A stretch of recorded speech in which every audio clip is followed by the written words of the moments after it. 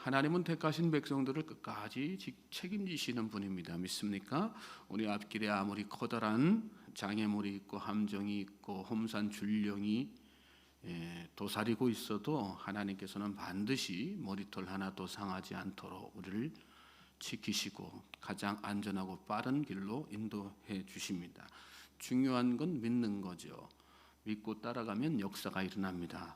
믿고 따라가면 생명을 다 보장받는 것입니다. 그리고 새로운 삶이 펼쳐지게 되는 것입니다. 예루살렘에 입성한 바울은 신상을 염려하는 예루살렘 교회 지도자들의 권면에 따라서 정결례를 행하죠. 그러나 결과는 부정적이었습니다. 유대인들의 바울에 대한 오해는 풀리지 않았고 위협은 점점 더 극단적으로 치닫게 됩니다. 성전 안에 들어가 있는 바울을 성전 밖으로 끌어다가 때리고 또 공회 앞에 섰을 때 그의 변론을 듣고는 옷을 찢어가면서 분노를 발하지요. 결국 바울은 천부장이 보낸 군사들의 손에 이끌려 영내에 갇히게 됩니다. 어제 본문과 오늘 본문 사이에 있었던 사건의 대략입니다. 자, 그런 중에 오늘 말씀에 보면 밤에 주님께서 바울에게 나타나서 말씀하시지요. 11절 보십시오. 그날 밤에 주께서 바울 곁에 서서 이르시되 담대하라, 내가 예루살렘에서 나의 일을 증언한 것 같이 로마에서도 증언하여야 하리라 하시니라. 이 말씀 보면 곁에 서서 이르시되, 주님은 여러분 항상 저와 여러분 곁에 계시는 분이라는 것을 믿으시기 바랍니다. 내가 슬플 때나 기쁠 때나 어려울 때나 평안할 때나 늘 나와 동행하시고 떠나지 않으시고 위로하고 격려하며 힘을 주시는 분, 그분이 바로 임마누엘 하나님이십니다. 주님께서 바울 곁에 서서 하신 말씀은 담대하라는 것이었습니다. 주님이 곁에 계시니까 담대하고 주님께서 맡기신 일들을 앞으로 끝까지 할 수 있도록 책임지실 것이니 담대하라. 내가 예루살렘에서 나의 일을 증언한 것 같이 로마에서도 증언하리라. 바로 그 말씀이거든요. 믿음의 사람은 담대해야지 됩니다. 왜 주님이 바울 곁에 서셨을까요? 담대함 주시기 위해서 서신 것입니다. 우리도 환난 많은 세상에서 담대하려면 내 곁에 주님 계신다는 사실을 늘 기억하고 살아야 됩니다. 또 이와 함께 하나님께서 인도하시는 길 따라가다 보면 많은 시험과 위험이 있을 수 있다는 것을 우리가 잘 인정하고 받아들여야지 됩니다. 그럴 때 우리가 담대할 수 있는 거예요. 12절부터 14절 말씀 보십시오. 날이 새매 유대인들이 당을 지어 맹세하되 바울을 죽이기 전에는 먹지도 아니하고 마시지도 아니하겠다 하고 이같이 동맹한 자가 40여 명이더라. 대제사장들과 장로들에게 가서 말하되 우리가 바울을 죽이기 전에는 아무것도 먹지 않기로 굳게 맹세하였으니 이제 너희는 그의 사실을 더 자세히 물어보려는 척하면서 공회와 함께 천부장에게 정하여 바울을 너희에게로 데리고 내려오게 하라. 우리는 그가 가까이 오기 전에 죽이기로 준비하였노라 하더니 12절에 보면 유대인들이 당을 지어 바울을 죽이기 전에는 먹지도 마시지도 않겠노라 이렇게 맹세했다 그랬습니다. 그리고 이어지는 말씀에는 이같이 동맹한 자가 40명인데 이 사람들이 대제사장과 장로들을 찾아가서 자기들이 한 맹세를 말하면서 구체적으로 살해 계획을 모의하는 것을 말씀 가운데서 보게 되죠. 천부장 찾아가서 바울에게 확인할 것이 있으니 내어달라 이렇게 속이고 바울을 공회로 데리고 오면 오는 길에 자기들이 매복하고 있다가 급습해서 죽이겠다는 것입니다. 아주 간악한 그런 계획을 꾀한 거죠. 바울 한 사람 죽이기 위해서 이렇게 40명의 결사대가 조직되어서 간계를 꾸미고 있는 것입니다. 바울은 계속해서 하나님의 인도하심을 따르고 있지만 이렇게 생명을 위협하는 시련과 위협이 또한 끊이지 않고 도리어 점점 더 거세지는 것을 말씀 가운데서 보게 되는 거죠. 하나님은 바로 이 사실 때문에 바울에게 담대하라 말씀하신 것입니다. 그렇습니다. 여러분, 믿음의 사람들에게는 시련과 어려움이 있습니다. 믿음으로 살다 보면 세상 사람들이 당하지 않아도 되는 시련, 또 겪지 않아도 되는 그 어려움을 겪어야만 합니다. 믿음 때문에 사람으로부터 위협도 당하고 경제적인 어려움도 당할 수 있죠. 또 신앙 양심 때문에 여러분 술자리 거부하고 사회생활하고 직장생활하는 사람들 술자리 거부하고 죄 짓는 자리 거절해 보십시오. 금방 따돌림이 오고 불이익이 오죠. 인간관계에 그렇게 어려움이 생기는 것입니다. 주일 성수할 수 있는 직장 찾다 보면 취업도 마음대로 할 수 없고요. 자그마한 사업체 하나를 차려도 아무거나 차릴 수 없습니다. 신앙 양심 때문에 경제적인 어려움도 그렇게 더해지는 것입니다. 복음 전할 때는 더한 일도 생기죠. 문전에서 박대당하고 욕먹지 않아도 되는 일 욕먹게 되고요. 조롱당하고 폭행당하는 그런 일까지도 생깁니다. 이 모든 일들이 하나님이 인도하시는 길을 따르지 않으면, 믿음의 길을 가지 않으면 겪지 않아도 되는 시련이고 위험들이죠. 중요한 것은 이 사실을 우리가 다 미리 인지하고 인식하고 또 당연한 것으로 받아들여야 우리가 마음속에 담대함이 생긴다는 것입니다. 그리고 하나님께서 원하시는 그 길을 끝까지 갈 수 있는 거죠. 사람들이 믿음 생활하면서도 시련당하면 왜 좌절합니까? 삶에 어려움이 생기면 왜 낙심하고 주저합니까? 그 시련과 어려움을 마땅한 것으로 받아들이지 않기 때문에 그렇습니다. 다들 내 앞에는 평탄한 길만 열리길 바라기 때문이죠. 그래서 예수님은 산상수훈에서 제자들에게 무슨 말씀하셨어요? 좁은 문으로 들어가라. 좁은 문으로 들어가라. 좁은 문으로 들어가라. 멸망으로 인도하는 문은 크고 그 길이 넓어 거리로 들어가는 자가 많고 생명으로 인도하는 문은 좁고 협착하여 찾는 자가 조금이라. 많은 사람 간다고 해서 다 평탄한 길 찾지 말고 믿음으로 그 길이 어렵고 힘든 길이지만 그것을 믿음으로 잘 받아들이고 그 길이 생명의 길이기 때문에 좁은 길 선택할 줄 아는 지혜 가지라. 그런 말씀하신 거죠. 좁고 협착하다는 말씀은 그만큼 어려움이 많다는 뜻입니다. 어려움이 많은 것을 각오해야 생명으로 인도하는 문에 들어갈 수 있다. 그 말씀하신 것입니다. 또 너희가 나를 따르려면 자기 십자가 지고 나를 쫓을 것이니라. 수도 없이 듣는 말씀 아니겠습니까? 십자가 질 거 각오해야, 고난 받을 거 각오해야 주님 뒤를 따라갈 수 있다. 그 말씀이죠.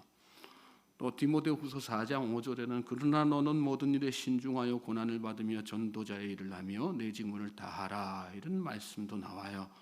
모든 일에 신중하여 고난을 받으라. 그게 믿음의 길이라는 거죠. 특별히 우리 믿음의 사람들이 담대할 수 있는 이유는, 고난 중에 담대할 수 있는 이유는 그 고난 끝에 유익이 뒤따르기 때문입니다. 야고보서 1장 2절로 4절에 내 형제들아 너희가 여러 가지 시험을 당하거든 온전히 기쁘게 여기라. 이는 너희 믿음의 시련이 인내를 만들어내는 줄 너희가 알미라. 인내를 온전히 이루라. 이는 너희를 온전하고 고비하여 조금도 부족함이 없게 하려 함이라. 말씀했어요. 고난 뒤에 유익이 반드시 따라온다는 거예요. 그렇기 때문에 우리가 고난 받아도 담대할 수 있는 거고, 또 그 고난을 통하여 점점 더 믿음의 사람으로 나아가게 되는 거죠. 그래서 하나님은 때때로 우리에게 일부러 고난 겪게도 하시는 분이세요. 고난이 주는 유익이 있기 때문에. 우리가 가장 좋아하는 보석 중에 다이아몬드가 있죠. 다이아몬드의 원소 기호는 탄소예요. 즉 수동입니다. 탄소가 압력을 적게 받으면 석탄이 되고 압력을 많이 받으면 다이아몬드가 되는 것입니다. 보잘것없는 석탄 덩어리가 커다란 압력 받으니까 다이아몬드로 바뀐 것입니다. 시련을 영어로는 하드십이라고 합니다. 딱딱해지는 것입니다. 단단해지는 것입니다. 저는 저와 여러분이 세상 살면서 겪는 시련 또 어려운 고난으로 말미암아 오히려 단단해지는 그런 믿음의 사람들 될 수 있길 주님의 이름으로 소망하고 축복합니다. 우리가 살다 보면 절망의 압박 때문에 눌릴 때가 참 많죠. 가정 문제로 눌리고 직장 문제로 눌리고 사람 관계 때문에 눌리고 질병 때문에 눌려 살아요. 눌림을 좋아하는 사람이 세상에 있겠어요. 그러나 눌림은 바꾸어서 생각하면요, 성경적으로 그 눌림에 대해서 묵상해 보면 결국 하나님께서 우리를 보석으로 만드는 과정이라는 거, 그게 믿음의 사람이 깨닫는 진리 아니겠습니까? 그리고 그 과정을 통해서 하나님께서는 우리를 더 한 단계 높은 인격과 신앙의 사람으로 또 믿음의 사람으로 만들어 가시는 것입니다. 믿습니까? 그리고 그 믿음의 결과를 통해서 하나님께서 우리에게 예비하신 놀라운 축복이 차고 넘치게 되는 것입니다. 자, 그러므로 올바른 믿음의 사람들은 자신의 길에 고난이 따르는 것을 참 마땅히 여기고 고난은 당하는 것이 오히려 내게 유익이다는 믿음의 고백으로 나아가는 그런 사람인 것입니다. 또 그런 고난과 위협 중에도 하나님의 섭리가 반드시 있어요. 그래서 주님은 바울에게 나타나셔서 담대하라 또 말씀하신 거예요. 이 40명 결사대와 대제사장의 무리들은 은밀하게 음모를 꾸몄어요. 그런데 때마침 바울의 생질이 그들의 음모를 다 듣게 되죠. 16절 보시면 바울의 생질이 그들이 매복하여 있다 함을 듣고 와서 영내에 들어가 바울에게 알린지라 이렇게 말씀했어요. 바울을 보호하시기 위한 하나님의 섭리이고 역사였죠. 하나님께서 다 그 타이밍에 은밀하게 자기들은 계획을 세웠지만 그 타이밍에 바울의 생질이 그 자리에 있게 하심으로 말미암아 바울이 그런 생명의 위협을 당하지 않도록 안전하게 인도하시고 역사하신 것입니다. 여러분, 하나님은 믿음의 사람을 이렇게 보호하시는 거예요. 믿습니까? 우연이 아니라 이것을 섭리라고 하는 거죠. 섭리는 하나님께서 세상 만물을 주관하시고 다스리시는 것을 뜻합니다. 세상에 여러분 우연이라는 없는 거예요. 모든 것은 하나님의 계획 아래서 또 하나님의 주관하에서 다 움직여가는 거예요. 하나님은 시간도 섭리하시고 환경도 다 섭리하세요. 결사대가 모의하고 있는 시간에 하나님께서 바울의 생질이 거기에 그 타임이 있게 하심으로 모의를 다 듣게 하시고 전하게 하신 거예요. 우리에게 낙심되는 시간이 있어요. 그런데 하나님께는 그것이 반전의 시간일 때가 참 많습니다. 우리에게 포기의 시간이 있을 수 있어요. 그런데 하나님께는 그 일이 일하시는 시간일 때가 참 많습니다. 그래서 하나님은 매 시간 매 순간 우리를 위해서 일하시는 분이세요. 믿습니까? 하나님은 또 세상 만물을 다 섭리하시는 분이세요. 출애굽한 이스라엘 백성들이 홍해 앞에 섰을 때 하나님 홍해를 갈라서 백성들을 안전하게 다 건너게 하시고 다시 물을 합쳐서 쫓아오는 애국 군대를 다 수장시키지 않습니까? 또 광야 세월 40년 세월 동안에 낮에는 해로부터 상하게 하지 않기 위해서 구름을 다 사용하신 분이 하나님이시고요. 밤에는 추위로부터 그 백성들을 안전하게 보호하시기 위해서 불기둥을 사용하신 분, 그분이 바로 하나님이세요. 그리고 때에 따라서 하늘에서 만나를 내리시고 메추라기를 동풍으로 몰아오셔서 굶주리지 않도록 지켜주신 분이 하나님이시라는 거예요. 하나님은 모든 것들을 다 주관하시는 분이죠. 한 번은 예수님과 제자들이 배를 타고 항해할 때 광풍이 불어서 난리가 났습니다. 예수님, 우리가 다 죽게 되었는데 지금 잠이 오십니까?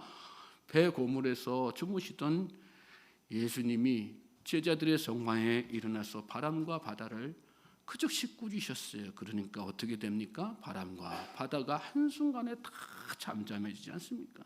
주님은 한 영혼을 안전하게 지키는 일이라면 이렇게 천하 만물까지도 다 움직이시고 섭리하시는 분이 주님이십니다. 믿습니까? 그러므로 이 새벽에도 여러분 상황 가운데 어떤 환난과 어려움이 있어도 그 주님을 믿고 담대하실 수 있길 바랍니다. 믿는 사람이 담대해지는 거예요. 믿지 못하면 불안한 거예요. 그러면 어떻게 해야 우리가 지금보다 더 담대한 삶을 살 수 있을까요? 먼저 기도해야 되죠. 하나님 앞에. 너는 내게 부르짖으라. 내가 내게 응답하겠고 내가 알지 못하는 크고 비밀한 일을 내게 보이리라. 하나님께서 약속하셨어요. 기도하는 사람에게 하나님의 섭리와 계획을 다 틀어내 보여주신다는 거예요. 그것으로 말미암아서 우리로 하여금 불안한 상황 가운데서 불안치 않게 하시고 담대한 삶을 살게 해주신다는 말씀이에요. 또 한 가지는 말씀 따라 말씀 붙잡고 사는 거죠. 주의 말씀은 내 발의 등이요 내 길의 빛이니이다. 무슨 말씀이요? 말씀으로 우리를 인도하신다는 거예요. 말씀으로 위로하시고 말씀으로 격려하시고 말씀으로 힘을 주시고 말씀으로 담대함 주시고 이 새벽에 그러므로 더 다른 날보다도 더 담대하게 기도하고 담대하게 말씀 붙잡고 사실 수 있기를 주님의 이름으로 소망하고 축복합니다.